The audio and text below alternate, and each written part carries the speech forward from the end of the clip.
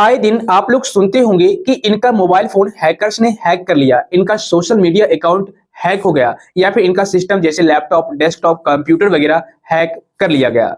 अक्सर आपने ये सोचा होगा कि आखिर में हैकर्स ऐसा करते कैसे हैं, यानी कि हैकर किस तरीके से हमारे फोन या फिर सिस्टम को या सोशल मीडिया अकाउंट को हैक कर लेते हैं। तो दोस्त अभी मैं आपको कुछ तरीके भी बताऊंगा जिससे कि आप फ्यूचर में अवेयर रह सको, उन सारे तरीकों को इग्नोर करके खुद को सिक्योर रख पाओ। और साथ ही साथ ये भी बताऊंगा कि अगर आपका फोन या फिर सिस्टम हैक हो जाता है तो उस सिचुएशन में आपको किस तरह का सिम्टम्स यानी कि लक्षण देखने को मिलेगा, और अगर आपका फोन या लैपटॉप, डेस्कटॉप हैक हो जाता है तो आपको क्या करना चाहिए, पूरी डिटेल में आपको जानकारी देने वाला हूं। सो वीडियो काफी ज्यादा इंफॉर्मेटिव होगी, वीडियो को लाइक और शेयर कर दीजिए। और अगर आप इसी तरह का कंटेंट देखना पसंद करते हैं तो चैनल को सब्सक्राइब करके नोटिफिकेशन बेल को जरूर दबा दीजिए। तो चलिए शुरू करते हैं। देखिए, सबसे पहले एक पॉइंट क्लियर कर दूं, अब के समय में यानी कि डिजिटल वर्ल्ड में आपका जो फोन है या फिर आपका जो सोशल मीडिया अकाउंट है किसी खजाने से कम नहीं है। इसलिए हैकर्स क्या करते हैं, आपके अकाउंट पर नजर गड़ाए बैठे रहते हैं, आपके फोन को ताक झांक करते रहते हैं कि कब आपका फोन उनके जाल में फंस जाए या फिर आपका अकाउंट उनके जाल में फंस जाए। यानी कि किसी ना किसी तरीके से आपके अकाउंट, आपके फोन, आपके सिस्टम को हैक करने की कोशिश करते रहते हैं। वैसे तो कई सारे ऐसे तरीके हैं जिसके जरिए आपका फोन या फिर आपका सोशल मीडिया अकाउंट हैक किया जा सकता है, लेकिन सबसे ज्यादा यानी कि मोस्ट पॉपुलर जो तरीका है वो है फिशिंग अटैक। जी हाँ, फिशिंग अटैक के नाम से ही आपको पता चल चुका होगा आखिर में किस तरीके से हैकर्स आपको अपने जाल में फंसा लेते हैं। जैसे कि एक मछली को पकड़ने के लिए आप कोई जाल बिछाते हैं या फिर दाना डालते हैं, उसी तरीके से हैकर्स भी आपको अपने जाल में फंसाने के लिए, फोन को हैक करने के लिए, अकाउंट को हैक करने के लिए आपको दाना डालते हैं, जाल बिछाते हैं। कई बार आपने देखा होगा या फिर सुना होगा कि उनके फोन पर एक लिंक सेंड किया गया या फिर डिस्काउंट का एक ऑफर आया या फिर एक मैसेज आया, एक एप्लीकेशन इंस्टॉल करने का ऑप्शन आया, और जैसे ही उन्होंने इन सारे प्रोसेस को किया, ठीक है, या फिर इनमें से कोई भी एक प्रोसेस किया, मान लीजिए आपके फोन पर कोई भी एक लिंक आता है और उस लिंक पर जैसे ही आप क्लिक करोगे तो आपके फोन में मालवेयर सॉफ्टवेयर इंस्टॉल हो जाएगा, ठीक है ना। या फिर आपको कोई एप्लीकेशन इंस्टॉल करने के लिए बोला गया, तो जैसे ही आप उस एप्लीकेशन को इंस्टॉल करोगे तो आपके मोबाइल फोन में वायरस आ जाते हैं, मालवेयर आ जाते हैं, स्पाईवेयर आ जाते हैं। या फिर यहां तक कि अब तो ये भी देखा जाता है कि आपको व्हाट्सएप पर किसी भी टाइप का वीडियो सेंड किया गया और उस वीडियो को आप डाउनलोड करने के लिए क्लिक किए हैं वीडियो पर, तो आपके फोन में वीडियो डाउनलोड तो नहीं हुई, बट हाँ, आपके मोबाइल फोन में वायरस, स्पाईवेयर, की लॉगर वगैरह इंस्टॉल हो गया।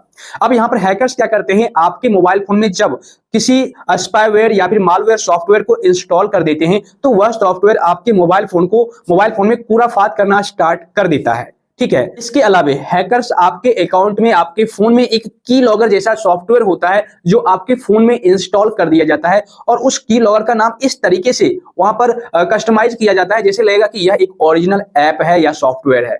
जैसे मान लीजिए कोई होगा सॉफ्टवेयर क्रोम ब्राउजर के ही नाम से आपको उसमें इंस्टॉल कर दिया जाएगा, या फिर कैमरा के नाम से ही इंस्टॉल कर दिया जाएगा, या फिर फोन क्लीनर के नाम से ही इंस्टॉल कर दिया जाएगा। मींस आपको पता ही लगने नहीं देगा हैकर्स कि आपके फोन में कोई की लॉगर एप्लीकेशन भी है या फिर मालवेयर सॉफ्टवेयर वगैरह इंस्टॉल भी किया गया है। अब वो की लॉगर क्या करती है, आप अपने मोबाइल फोन में क्या क्या चीजें टाइप कर रहे हो, मींस कौन कौन सा बटन इनपुट कर रहे हो, ठीक है ना, वो सब कुछ उस पर नजर रखती है की लॉगर। और वैसे में अगर मान लीजिए आप इंटरनेट बैंकिंग यूज कर रहे हैं या फिर कोई सोशल मीडिया अकाउंट जो आपके लिए काफी ज्यादा खास है, उस पर आप लोग काफी ज्यादा मेहनत करते हैं, फेमस हो चुके हैं, तो वहां पर यूजर आईडी, पासवर्ड डाल रहे हैं, तो वह की लॉगर एप्लीकेशन या सॉफ्टवेयर क्या करती है कि उस प्रिंट को, मतलब वो जो आप टाइप करते हैं उसको प्रिंट कर लेती है, जैसे प्रिंटर से आप प्रिंट करते हैं एज इट इज उसी तरीके से, और इसको प्रिंट करके उस कॉपी को ट्रांसफर कर देती है अपने ओनर के सर्वर पर, कंप्यूटर पर, ठीक है, मींस हैकर्स के पास। और जब हैकर्स वो सारी चीजें पता कर लेता है तो आपके सारे अकाउंट को हैक कर लेता है, बैंक अकाउंट तक खाली कर दिया जाता है।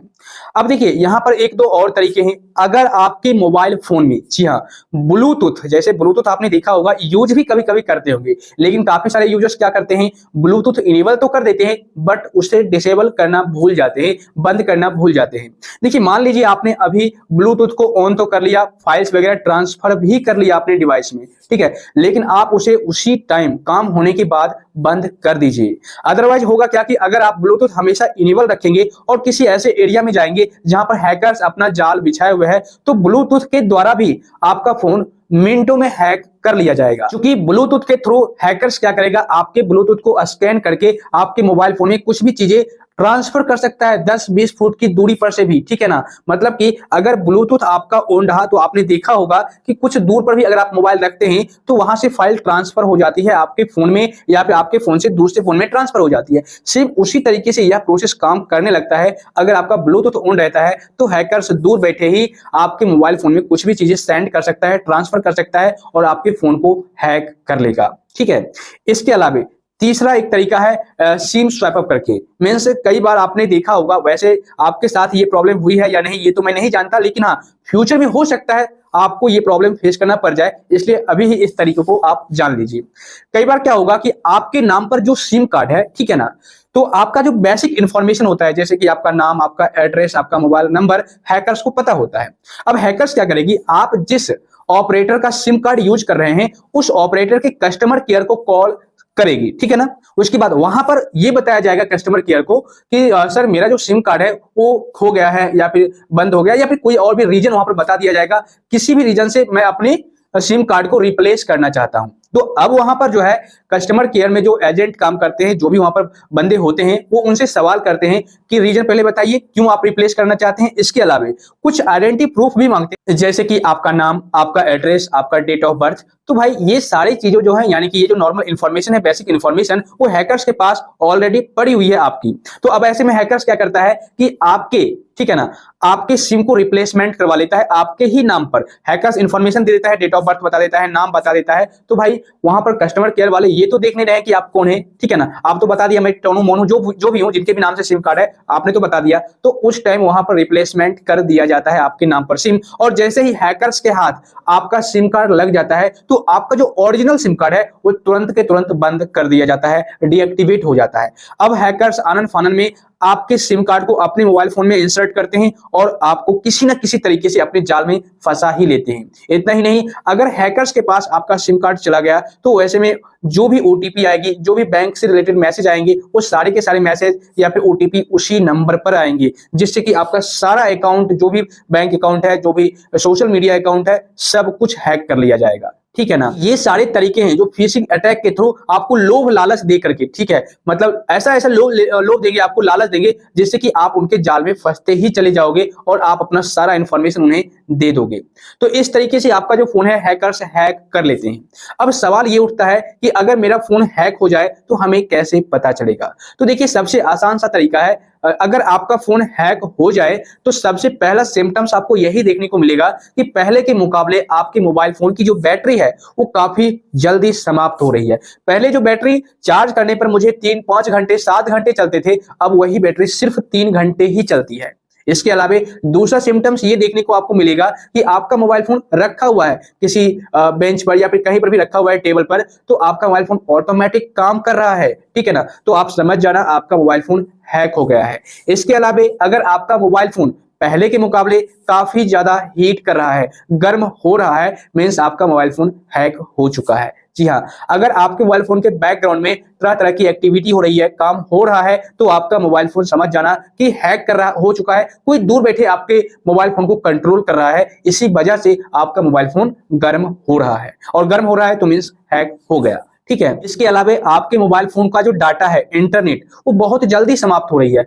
जैसे मान लीजिए आपको डेली 2.5 GB मिलता है, तो उस 2.5 GB को आप डेली यूज करते थे पहले, तो जल्दी समाप्त नहीं होती थी। दिन भर आप यूज करते थे तो भी समाप्त नहीं होती थी, लेकिन अब जो है 3 से 4 घंटे में आपका जो डाटा है यानी कि इंटरनेट है वो समाप्त हो रही है, एमबी समाप्त हो रही है। तो आप समझ जाना कि आपके मोबाइल फोन से कुछ ऐसे personal data, photo, video, document इधर से उधर ट्रांसफर हो रहे हैं, या फिर आपके मोबाइल फोन में कोई ना कोई application, software, malware, spyware install किया जा रहा है। ये बात आप समझ जाना, ठीक है। इसके अलावा अगर आप लोग अपने मोबाइल फोन को अनलॉक करते हैं और अपनी तरफ से जो भी कमांड देते हैं, जैसे मान लीजिए आपने क्रोम ओपन किया तो क्रोम ओपन ना होकर के कैमरा ओपन हो गया, या फिर कैमरा आपने ओपन किया तो कैमरा ओपन ना होकर के मोजिला फायरफॉक्स ओपन हो गया, मतलब कि जो आप कमांड दे रहे हैं अपने मोबाइल फोन को, उस कमांड को ना मान करके कोई और ऑप्शन वहां पर ओपन हो रहा है ऑटोमेटिक, और कुछ भी चीजें सर्च हो रही है ऑटोमेटिक, तो आप समझ जाना आपका मोबाइल फोन कोई कंट्रोल कर रहा है, ठीक है। तो देखिए ये सारे सिम्टम से लक्षण है जिससे कि आप ये पता कर सकते हैं कि आपका मोबाइल फोन हैक हो चुका है। सबसे मेन सिम्टम्स यही देखने को मिलेगा कि आपका मोबाइल फोन की जो बैटरी है वो बहुत जल्दी समाप्त हो जाएगी, आपका इंटरनेट बहुत जल्दी समाप्त हो जाएगा और आपका मोबाइल फोन बहुत ही ज्यादा हीट करने लगेगा, ठीक है। इस बात को आप हमेशा ध्यान रखिएगा। अब ऐसे में मान लीजिए आपको ये पता चल जाता है कि मेरा मोबाइल फोन हैक हो गया या सोशल मीडिया अकाउंट हैक हो गया। देखिए, अगर आपका मोबाइल फोन एक बार हैक हो जाएगा तो आपके मोबाइल फोन में जितने भी अकाउंट होंगे सोशल मीडिया अकाउंट, वो सारे के सारे हैक हो जाएंगे और बैंक अकाउंट भी हैक कर लिए जाएंगे, पैसा भी आपके अकाउंट से निकाल लिया जाएगा। ये बात आप समझ जाइए, ठीक है। अब इससे बचना कैसे है? मान लीजिए मुझे पता चल गया कि मेरा अकाउंट हैक हो गया, मेरा फोन हैक हो गया, तो कैसे बच सकते हैं? तो देखिए, कई बार आपने काफी सारे एप्लीकेशन को इंस्टॉल किया होगा। जब से आप अपने फोन को परचेज किए तब से कई तरह के एप्लीकेशन को आपने इंस्टॉल किया होगा या फिर वेबसाइट पर विजिट किए होंगे। तो कई सारे यूजर्स क्या करते हैं, एप्लीकेशन इंस्टॉल कर लेते हैं और वहां पर दो ऑप्शन आता है लॉगिन करने का, या तो आप मोबाइल नंबर से लॉगिन कीजिए या फिर आप ईमेल आईडी से लॉगिन कीजिए। तो काफी सारे यूजर्स मोबाइल नंबर से लॉगिन ना करके ईमेल आईडी से लॉगिन कर लेते हैं। चलो यहां तक तो ठीक है, लेकिन होता क्या है कि जैसे ही उस एप्लीकेशन से मेरा काम निकल जाता है, उस साइट से मेरा काम निकल जाता है, तो मैं उस एप्लीकेशन को अनइंस्टॉल कर देता हूं या फिर उस वेबसाइट को यूज करना छोड़ देता हूं, लेकिन वहां से मैं अपना जीमेल अकाउंट लॉग आउट नहीं करता। और यही भूल आप लोग कर बैठते हैं। अगर आपका जीमेल अकाउंट उस एप्लीकेशन में अभी भी लॉगिन है जिसको आपने अनइंस्टॉल कर दिया है, तो फिर आप समझ जाइए कि आपके जीमेल अकाउंट पर जो भी इंफॉर्मेशन है वो सारा इंफॉर्मेशन हैकर्स के पास रहेगा और आपके जीमेल अकाउंट का एक्सेस भी हैकर्स के पास रहेगा। जब चाहे तब उस अकाउंट के थ्रू, जीमेल अकाउंट के थ्रू आपके एक्सेस को छीन सकता है और जो भी इंफॉर्मेशन है, डाटा है आपके उस अकाउंट पर, उसको वो ले सकता है अपने अकाउंट पर, सर्वर पर, ठीक है ना। तो मान लीजिए अगर आपने फ्यूचर में कोई एप्लीकेशन इंस्टॉल किया होगा और वहां पर आप अपना जीमेल अकाउंट लॉगिन किए हैं, तो फटाफट सबसे पहले अगर आप एप्लीकेशन अभी भी अपने मोबाइल फोन में इंस्टॉल करके रखे हैं तो उस एप्लीकेशन में जाकर के उस जीमेल अकाउंट को रिमूव कर दीजिए, लॉग आउट कर दीजिए। ओके, लेकिन मान लीजिए अगर आपने उस एप्लीकेशन को अनइंस्टॉल कर दिया और अब आपको याद भी नहीं है कि मैंने कौन सा एप्लीकेशन इंस्टॉल किया था, किसमें मैंने जीमेल अकाउंट को लॉगिन किया था या फिर किस साइट में मैंने जीमेल अकाउंट को लॉगिन किया था, आपको कुछ भी याद नहीं है, तो मैंने इस पर एक डेडिकेटेड वीडियो बना रखा है कि आखिर में आप कैसे पता कर सकते हैं कि आपका जीमेल अकाउंट कहां पर लॉगिन किया गया है, किस किस ब्राउजर में, किस किस एप्लीकेशन में लॉगिन हो रखा है और कैसे आपको उससे लॉग आउट करना है।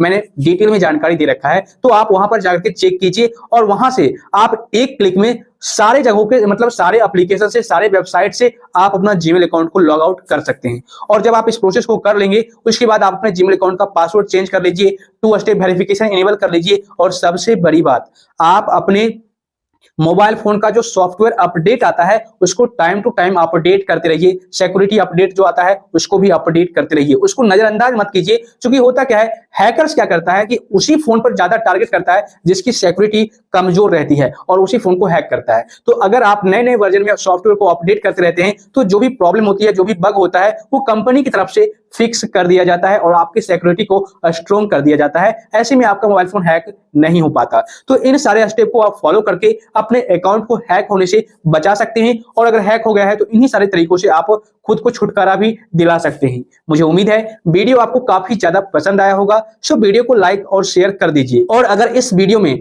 मैंने जितनी भी जानकारी दी है इसके अलावा कुछ और भी आपको जानना है या फिर कुछ छूट गई है इस वीडियो में मुझसे बताने के दौरान, तो आप मुझे कमेंट करके नीचे बता सकते हैं। और वीडियो को लाइक शेयर तो कर ही देना, चैनल को सब्सक्राइब करके बेल आइकन को भी दबा देना।